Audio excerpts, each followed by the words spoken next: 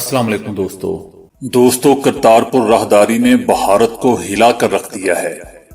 بھارتی پنجاب کے وزیر اعلیٰ کیپٹن ریٹائر امریندر سنگھ نے دعویٰ کیا ہے کہ کرتارپور راہداری کھولنے کے پیچھے پاکستانی فوج اور اس کی خفیہ ایجنسی ISI ہے۔ امریندر سنگھ نے کہا ہے کہ پاکستانی حکومت کی جانب سے باضابطہ اعلان سے قبل ہی پاکستانی فوج کے سربراہ کا یہ بیان ظاہر کرتا ہے کہ راہداری کے اس منصوبے کے پیچھے پاکستان کی فوج اور ISI ہے۔ نوجوت سنگھ سدھو عمران خان کی حلف برداری کی تقریب میں شریک ہوئے تھے۔ اس تقریب میں نوجوت سنگھ اور پاکستانی فوج کے سربراہ جنرل قمر جاوید باجوہ کے گلے ملنے کی تصاویر اور ویڈیوز بھی سوشل میڈیا پر وائرل ہوئی تھی، جس پر سدھو کو بھارت میں تنقید کا نشانہ بھی بنایا گیا تھا۔ بھارتی پنجاب کے وزیر اعلیٰ نے مزید کہا کہ انہیں اس منصوبے سے متعلق پاکستان کی نیت پر شک ہے کہ آخر پاکستان 70 سال بعد ہی کیوں یہ راہداری کھول رہا ہے۔ دوستو، بھارت کو شک ہے کہ پاکستان کی اس کے پیچھے کوئی نہ کوئی سازش ہے۔ اسی شک کی بنا پر انہوں نے کشمیر کا 370 آرٹیکل کا بیہودہ ڈرامہ بھی رچایا ہے، تاکہ پاکستان کا دھیان سکھوں سے ہٹا کر کسی اور طرف مبذول کرایا جا سکے۔ یہی شک دوستو پاکستان اور بھارت کو جنگ کے دہانے پر لے آیا ہے۔ دوستو، اگر ہو سکے تو میرے اس چینل کو سبسکرائب اور ویڈیو کو لائک ضرور کیجیے گا، اور اگر آپ چاہتے ہیں کہ میری ہر نئی آنے والی ویڈیو کا آپ کو بروقت پتہ چل جائے تو بیل آئیکن کا بٹن ضرور دبائیے گا۔ شکریہ۔ مقبوضہ کشمیر پر دونوں ممالک کی اعلیٰ سطح کے درمیان سرد جنگ کی کیفیت پیدا ہوئی، جو کسی وقت بھی بھارت کی احمقانہ پالیسی کی بدولت گرم جنگ میں تبدیل ہو سکتی ہے۔ لیکن دیکھنا یہ جانا چاہیے کہ اگر پاک بھارت جنگ کا آغاز ہوتا ہے تو اس سلسلے میں نہ صرف خطے میں بڑی تباہی آ سکتی ہے، بلکہ بین الاقوامی سطح پر بھی یہ جنگ دنیا کو پوری طرح جھنجھوڑ کر رکھ دے گی۔ خصوصاً مشرق وسطیٰ کی جو صورتحال ہے اور بڑی قوتیں جس انداز میں اس میں ملوث ہیں، یہ جنگ بیک وقت مزید کئی محاذ کھولنے کا سبب بن سکتی ہے، اور یہ بھی ایک ایسے وقت میں جب امریکہ افغانستان سے جان چھڑانا بھی چاہتا ہے اور اپنی افغان مٹی میں ملی ہوئی ناک بھی برقرار رکھنا چاہتا ہے۔ یہی وجہ ہے کہ ذرائع کے مطابق امریکی حکومت نے مودی سرکار کو 2 مرتبہ خفیہ پیغام بھی بھیجا تھا، جس کا مفہوم کچھ اس طرح ہی بنے گا کہ لالا جی، پاکستان کے ہاتھوں کہیں اپنے ساتھ ساتھ افغانستان میں ہماری مٹی بھی مزید پلید نہ کروا دینا۔ امریکہ کو اس وقت افغانستان کے حوالے سے پاکستان کی شدید ضرورت ہے، اس لیے وہ یہ نہیں چاہتا کہ بھارت کے ساتھ کشیدگی کے دوران وہ افغانستان میں قیام امن کے لیے جو کردار ادا کر رہا ہے اس پر سے ہاتھ نہ اٹھا لے۔ بات یہیں تک دوستو نہیں رکی، بلکہ سعودی ولی عہد محمد بن سلمان بھی اپنے بھارت کے دورے کو مکمل کر کے جاتے جاتے مودی سرکار کو پیغام دے گئے تھے کہ معاملات مذاکرات سے حل کرنے کی کوشش کی جائے، بصورت دیگر خطے میں سعودی سرمایہ کاری کو نقصان پہنچ سکتا ہے۔ بلا شبہ یہ بھارت کے لیے یہ ایک اہم پیغام تھا جو سعودی عرب نے نئی دہلی کو دیا۔ ویسے بھی سعودی عرب جس انداز کی بھاری سرمایہ کاری کرنے جا رہا ہے، وہاں کسی بھی قسم کی عسکری کشیدگی بڑے نقصان کا سبب بن سکتی ہے۔ دوسری طرف دوستو چین کھڑا ہے، جو پہلے ہی پاکستان میں سی پیک کے نام پر اپنی تاریخ کا اہم ترین قدم اٹھا چکا ہے۔ وہ کسی طور پر بھی نہیں چاہے گا کہ بھارتی نیتا پورے خطے کی سلامتی داؤ پر لگا دیں۔ اس سارے معاملے میں سب سے اہم پیغام وزیر اعظم عمران خان کا تھا، جنہوں نے واضح انداز میں کہہ دیا کہ اس مرتبہ پاکستان سوچے گا نہیں بلکہ کارروائی کر ڈالے گا۔ میجر جنرل آصف غفور دنیا کے سامنے واضح کر چکے ہیں کہ اگر بھارت کی جانب سے جارحیت ہوئی تو اسے حیران کن جواب کا سامنا کرنا پڑے گا۔ دوسری جانب دوستو امریکہ، چین، برطانیہ، روس اور فرانس کے مصنوعی سیاروں نے اپنے اپنے ممالک میں لاہور اور سیالکوٹ سیکٹر پر بھارتی فوج کی نقل و حمل کی تصاویر بھی ارسال کر چکے ہیں، جس سے اندازہ ہوتا ہے کہ بھارتی نیتا کسی وقت بھی کوئی احمقانہ قدم اٹھا سکتے ہیں۔ یہی وجہ ہے کہ پاکستان کی جانب سے پہلے ہی ہائی الرٹ کی پوزیشن میں ہے۔ بھارت کی انتہا پسند مودی حکومت اور اس کے حواریوں نے پورے بھارت میں ایک جنگی جنون پھیلانے کی کوشش کی ہے۔ یہ صورتحال دوستو کہاں تک جائے گی، اس کی سنگینی کا اندازہ بھارتی انتہا پسند قیادت نہیں کر رہی۔ اس ساری صورتحال کا بغور جائزہ لیا جائے تو ہمیں معلوم ہوگا کہ بھارتی انتہا پسند حکومت کے بھڑکنے کا سبب پاکستان میں ہونے والی بھاری بین الاقوامی سرمایہ کاری اور افغانستان سے امریکہ کے نامراد ہو کر نکلنے کی کوششوں کا بھی بڑا دخل ہے۔ دوستو 1974 میں لاہور کے مقام پر اسلامی ممالک کی سربراہ کانفرنس ہوئی تھی۔ اس کانفرنس کے انعقاد پر امریکہ، سوویت یونین اور بھارت میں خاصی بھگدڑ مچی تھی، کیونکہ 1924 میں خلافت اسلامیہ کے سقوط کے بعد یہ پہلا موقع تھا کہ جب تمام مسلم امہ کے سربراہان ایک چھت کے نیچے جمع ہو گئے تھے۔ امریکہ، سوویت یونین اور بھارت کو نظر آنے لگا تھا کہ شاید کوئی اسلامی بلاک وجود میں آنے لگا ہے، اور اگر پاکستان ایسا کرنے میں کامیاب ہو جاتا ہے تو اس وسائل کے معاملے میں امریکہ اور مغرب سے انحصار ختم ہو جائے گا۔ یہی وجہ ہے کہ امریکہ اشارے پر اس کانفرنس کے محض 4 ماہ بعد بھارت نے اپنا پہلا جوہری دھماکہ کیا تھا، جو محض جوہری دھماکہ نہیں تھا بلکہ اس میں پاکستان سمیت تمام مسلم امہ کو یہ پیغام دیا گیا تھا کہ وہ پاکستان پر جس قسم کا انحصار کرنے جا رہے ہیں، اسی پاکستان کے پڑوس میں ایک جوہری قوت بھی موجود ہے۔ یہی صورتحال دوستو گوادر کے فعال ہونے اور سی پیک کے قیام کے بعد پیدا ہوئی ہے، وہ بھی ایسے وقت میں جب امریکہ افغانستان سے اپنا بوریا بستر لپیٹنے کے چکر میں ہے۔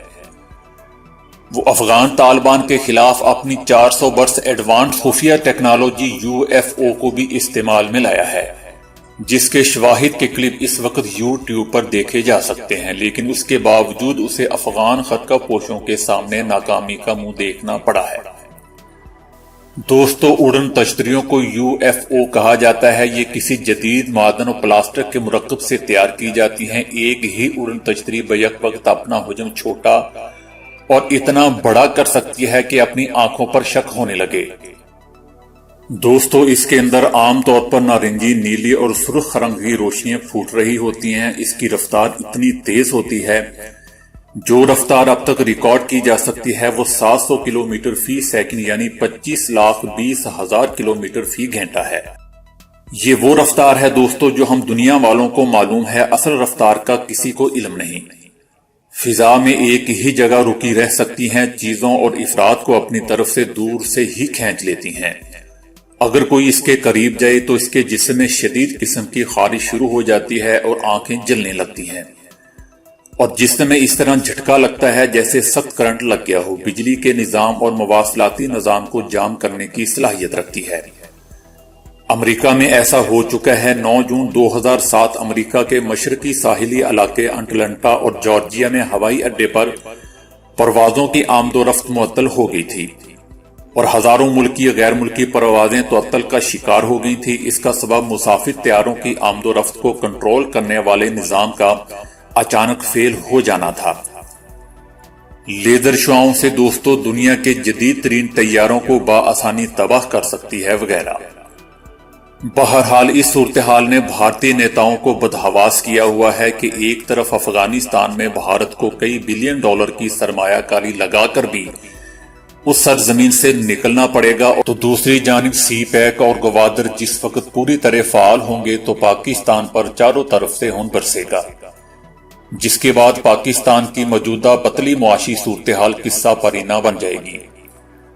دوسری جانب دوستو مقبوضہ کشمیر کی عوام بھارت کے خلاف اب نہیں تو کبھی نہیں کی پوزیشن میں آ چکی ہے۔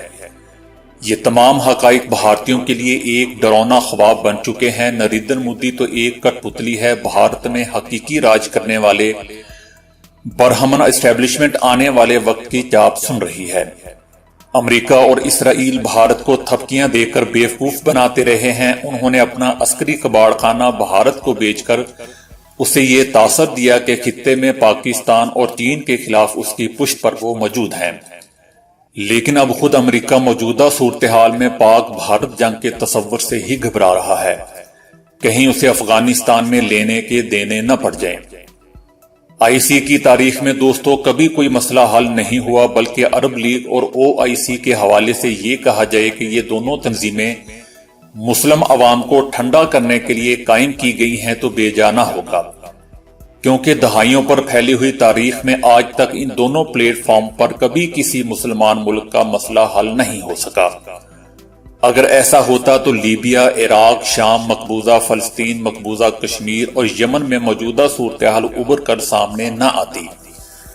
اقوام متحدہ ہو یا OIC، انہیں معلوم تو ہوگا کہ 3 جون 1947 میں جب تقسیم ہند کا فارمولہ منظور ہوا تو بر صغیر کی 562 ریاستوں کو آزاد چھوڑ دیا گیا تھا کہ وہ اپنی جغرافیائی اور معاشیاتی حقائق کے پیش نظر اپنی اپنی آبادی کے خواہشات کے مطابق بھارت یا پاکستان سے الحاق کر لیں۔ ریاست جموں و کشمیر کی 80% آبادی مسلمانوں پر مشتمل تھی۔ اس کی سرحدوں کے 600 میل پاکستان کی سرحدوں کے ساتھ مشترک تھے۔ ریاست کی واحد ریلوے لائن سیالکوٹ سے گزرتی تھی اور بیرون دنیا کے ساتھ ڈاک اور تار کا نظام بھی پاکستان سے جڑا ہوا تھا۔ ریاست کی دونوں پختہ سڑکیں راولپنڈی اور سیالکوٹ سے گزرتی تھیں اور کشمیر ان سب حقائق کے پیش نظر ریاست جموں و کشمیر کا پاکستان کے ساتھ الحاق لازمی طور پر ایک قدرتی اور منطقی فیصلہ ہونا چاہیے تھا۔ لیکن دوستو، جب 14 اگست 1947 کو تقسیم ہند کے منصوبے کا اعلان ہوا تو ریڈ کلف نے واضح طور پر جانبداری کا مظاہرہ کیا۔ ان سب میں وادی کے حوالے سے اہم یہ تھا کہ گرداسپور کا علاقہ جو مسلم اکثریت کا تھا اسے بھارت کے ساتھ شامل کر دیا گیا تاکہ بھارت کو ریاست تک پہنچنے کا زمینی راستہ دیا جا سکے۔ لیکن اس بات کی خبر جب غیور کشمیری باشندوں کو ہوئی تو انہوں نے طے کیا کہ وہ لڑیں گے اور ریاست کا الحاق پاکستان سے کروائیں گے۔ لیکن اس سے قبل ڈوگرا فوج نے صوبہ جموں میں مسلمان اکثریت کو ختم کرنے کا منصوبہ بنایا اور اس کے لیے مسلمانوں کے قتل عام اور ریاست بدری کا طریقہ کار اپنایا گیا۔ چنانچہ اس وقت جموں میں ہزاروں مسلمانوں کو شہید اور اغوا کیا گیا۔ بہت سی عورتیں جنہیں پاکستان لے جانے کے بہانے ٹرکوں میں بٹھایا گیا وہ RSS کے گڈوں کے حوالے کر دی گئیں۔ پونچھ میں 95% مسلمان تھے جہاں بہت سے ریٹائر فوجی بھی تھے۔ ان تک جب مسلمانوں کے قتل عام کی اطلاع پہنچی تو یہ فوراً لڑنے کو تیار ہو گئے۔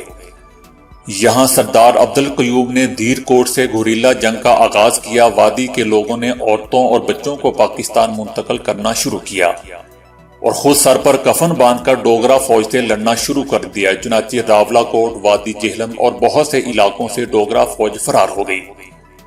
کشمیر کے لوگوں کی رشتہ داریاں افغانوں اور پٹھانوں کے محسود اور دیگر قبائل سے تھیں۔ خواتین اور بچے جب وہاں پہنچے تو ان پر ظلم کی داستانیں سن کر ان کے خون کھول اٹھے۔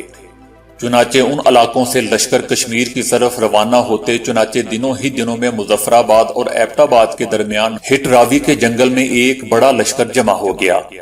خورشید انور نے اس لشکر کی کمانڈ سنبھالی اور انہوں نے ڈوگرا فوج سے لڑنا شروع کیا۔ چنانچہ مظفر آباد، کوٹلی، راولا کوٹ اور موجودہ آزاد کشمیر کو نہ صرف ڈوگرا بلکہ بھارتی فوج سے بھی آزاد کروا لیا گیا۔ اور مہاراجہ اس وقت بھارت فرار ہو چکا تھا۔ اس نے بھارت سے مدد مانگی۔ بھارت نے اس شرط پر مدد فراہم کی کہ اگر وہ الحاق کے دستاویزات پر دستخط کر دے۔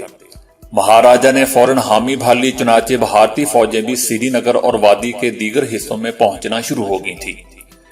یوں جو حصہ مجاہدین نے آزاد کروا لیا وہ آزاد کشمیر کہلایا، جبکہ باقی ماندہ کشمیر پر بھارت نے اپنا غاصبانہ قبضہ جما لیا۔